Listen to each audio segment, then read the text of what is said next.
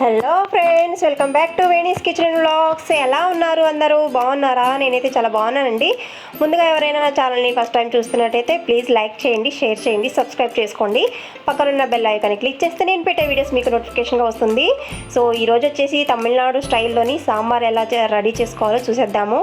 ఇది వచ్చేసి ఇడ్లీ, దోశ, రైస్లోకైనా సరే దేనిలోకైనా సరే చాలా అంటే చాలా సూపర్గా ఉంటుంది. సో ఒకసారి ఇలా ట్రై చేసి చూడండి, చాలా అంటే చాలా బాగుంటుంది. ముందుగా ఇక్కడ వచ్చేసి నేను ఇవి వచ్చేసి చిన్న చిన్న ఉల్లిపాయలు ఉన్నాయి కదా, ఇవి వచ్చేసి సాంబార్ ఉల్లిపాయలు అండి.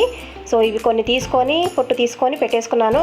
రెండేమో మీడియం సైజు టమాటోస్ ఇలా కట్ చేసుకొని పెట్టుకున్నాను బారుగా. కొన్ని పచ్చిమిర్చి తీసుకున్నాను స్పైసీకి తగ్గట్టు, కొంచెం కరివేపాకు, అలాగే కొంచెం అది సొరకాయ ముక్కలు కొన్ని తీసుకున్నాను, అలాగే ములక్కాడలు. మీకు ఇంకా ఏమైనా అవైలబుల్గా ఉన్న వెజిటేబుల్స్ కూడా తీసుకోవచ్చండి. సో ఇప్పుడు వచ్చేసి సాంబార్ ప్రిపరేషన్ చూద్దాము. ఇక్కడ వచ్చేసి నేను ముందుగానే ఇలా పప్పు ఉడికించుకొని పెట్టేసుకున్నానండి. సో ఇప్పుడు వచ్చేసి స్టవ్ మీద కడాయి పెట్టేసుకొని, కడాయి హీట్ ఎక్కిపోయింది, ఆయిల్ కూడా వేసుకున్నాను. 1/2 టీ స్పూన్ ఆవాలు వేసుకోవాలి, అలాగే 1/2 టీ స్పూన్ జీలకర్ర కూడా వేసుకొని చిటపటలాడిన తర్వాత కచ్చపచ్చగా దంచి పెట్టుకున్న వెల్లుల్లి కూడా వేసుకొని ఫ్రై చేసేసుకోవాలి కొంచెం ఒక 1 మినిట్ వరకు. సో ఇప్పుడు వచ్చేసి ముందుగా కట్ చేసి పెట్టుకున్న పచ్చిమిర్చి కూడా వేసుకొని ఫ్రై చేసేసుకోవాలి. కొంచెం కరివేపాకు కూడా వేసుకొని మిక్స్ చేసేసుకోవాలి.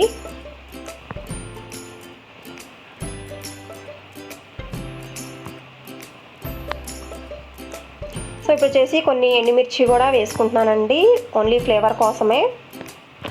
ఇది ఆప్షన్, వేసుకుంటే వేసుకోండి, లేకుంటే లేదు. ఇలా దోరగా వేగిన తర్వాత అంత తాలింపు. సో ఇప్పుడు వచ్చేసి మనం ముందుగా పొట్టు తీసి పెట్టుకున్న ఇలా సాంబార్ ఉల్లిపాయలని వేసుకొని ఫ్రై చేసేసుకోవాలి. కొంచెం ఇంగువ కూడా వేసుకోవాలి, సాంబార్లోకి చాలా అంటే చాలా మంచి టేస్ట్ వస్తుంది. సో ఇలా వేసుకొని మిక్స్ చేసేసుకోవాలి. సో చూడండి, కొంచెం ఇంగువ వేసుకొని మిక్స్ చేసేసుకోవాలి. ఇవి కొంచెం ఫ్రై అయిన తర్వాత ఇప్పుడు వచ్చేసి ములక్కాడలు, అలాగే టమాటోలు, సొరకాయ ముక్కలు కట్ చేసుకొని పెట్టుకున్నాం కదా, అవన్నీ వేసుకొని మిక్స్ చేసేసుకోవాలి.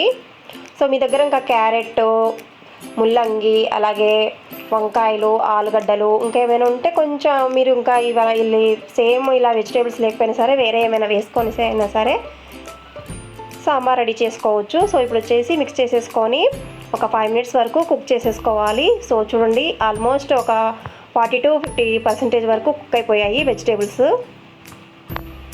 సో ఇప్పుడు వచ్చేసి ముందుగా నానబెట్టి పెట్టుకున్న చింతపులుసు మనం పులుపుకు తగ్గట్టు యాడ్ చేసుకోవాలి. సాంబార్ మరీ పులుపుకుంటే అస్సలు బాగోదండి. సో చూసుకొని చింతపులుసు యాడ్ చేసుకోవాలి.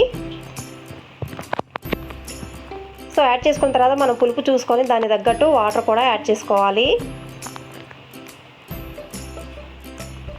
సో ఒకసారి అలా మిక్స్ చేసేసుకొని కొంచెం వాటర్ కూడా యాడ్ చేసుకున్నాను. సో ఇప్పుడు వాటర్ వేసుకున్న తర్వాత ఒక 2 టేబుల్ స్పూన్ వరకు సాంబార్ పౌడర్ కూడా యాడ్ చేసుకుంటున్నాను దీంట్లోనే. సో ఇక్కడ వచ్చేసి ఆల్రెడీ నేను కొన్ని ఎక్కువగానే పచ్చిమిర్చి వేసుకున్నాను, అలాగే 2 టీ స్పూన్ సాంబార్ పౌడర్ కూడా యాడ్ చేసుకుంటున్నాను కాబట్టి నేను ఇక్కడ కారం అయితే అస్సలు యాడ్ చేయట్లేదండి. టేస్ట్ అనేది సేమ్ రాదు, సాంబార్ ఎలా టేస్ట్ వస్తుంది అలా రాదనమాట కారం యాడ్ చేస్తే. సో అందుకని నేను కారం యాడ్ చేయకుండా ఓన్లీ పచ్చిమిర్చి సాంబార్ పౌడర్తోనే సాంబార్ రెడీ చేస్తున్నాను.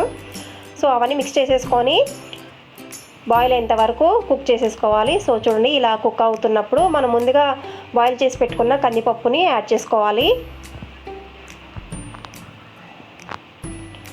సో ఇప్పుడు వేసుకొని మిక్స్ చేసేసుకోవాలి. సో మనకి తిక్కుగా అనిపించిందంటే ఇంకా కొంచెం వాటర్ యాడ్ చేసుకోండి. సో సాంబార్ అనేది మరీ తిక్కుగా మరీ పలచకుండా అస్సలు బాగోదండి. సో కొంచెం నేనైతే వాటర్ యాడ్ చేసుకున్నాను. సో యాడ్ చేసుకొని ఒకసారి అలా మిక్స్ చేసేసుకొని మూత పెట్టేసుకొని ఒక 2 to 3 మినిట్స్ వరకు కుక్ చేసేసుకోవాలి. సో బాయిల్ అవ్వాలి కదా.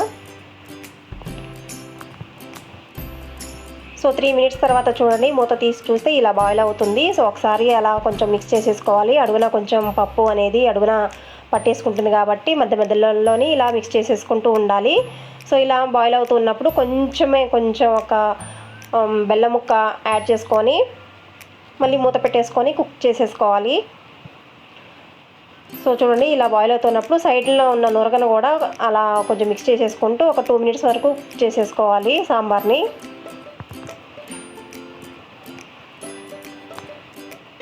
సో ఇక్కడ వచ్చేసి సాంబార్కి మంచి కమ్మదనం అనేది రావాలి అంటే సో చూడండి, కొబ్బరి పాలండి మెయిన్. ముఖ్యంగా కొబ్బరి పాలు యాడ్ చేసుకున్నామంటే చాలా మంచి టేస్ట్ వస్తుంది. సో నేను ఇక్కడ వచ్చేసి ఒక టీ గ్లాస్ మందం కొబ్బరి పాలని యాడ్ చేస్తున్నాను. ఇంకా కొబ్బరి అవైలబుల్గా ఉంది అని అంటే ఇంకొక టీ గ్లాస్ మందం యాడ్ చేసుకుంటే ఇంకా సూపర్ ఉంటుంది. సో నా దగ్గర కొంచెమే కొబ్బరి ఉంది కాబట్టి నేను ఒక 1 గ్లాస్ మాత్రమే యాడ్ చేస్తున్నాను. యాడ్ చేసుకొని ఇలా మిక్స్ చేసేసుకొని లాస్ట్లో యాడ్ చేసుకోవాలండి కొబ్బరి పాలను. సో మధ్యలో ఇప్పుడు యాడ్ చేసుకోవద్దు. సో కొబ్బరి పాలను యాడ్ చేసుకున్న తర్వాత ఒక 2 మినిట్సే ఉంచుకొని స్టవ్ ఆఫ్ చేసేసుకొని కొత్తిమీర వేసుకొని సర్వ్ చేసేసుకోవడమేనండి. చాలా మంచి టేస్ట్ వస్తుంది. ఒకసారి మీరు కూడా ఇలా ట్రై చేసి చూడండి, చాలా బాగుంటుంది. తమిళనాడు స్టైల్ సాంబారు. సో చాలా బాగుంటుంది. అందరికీ తెలిసే ఉంటుంది సాంబార్ అంటే. ఇడ్లీ దోశలోకి అంటే చాలా బాగా ఇష్టపడతారు అందరూ. సో ఇప్పుడు వచ్చేసి నేను లాస్ట్లోని కొంచెం కరివేపాకు అనేది ఫ్లేవర్ కోసం యాడ్ చేస్తున్నాను. సో ఈ రెసిపీ నచ్చితే కనుక ప్లీజ్ లైక్ చేయండి, షేర్ చేయండి, సబ్స్క్రైబ్ చేసుకోండి. Thanks for the watching.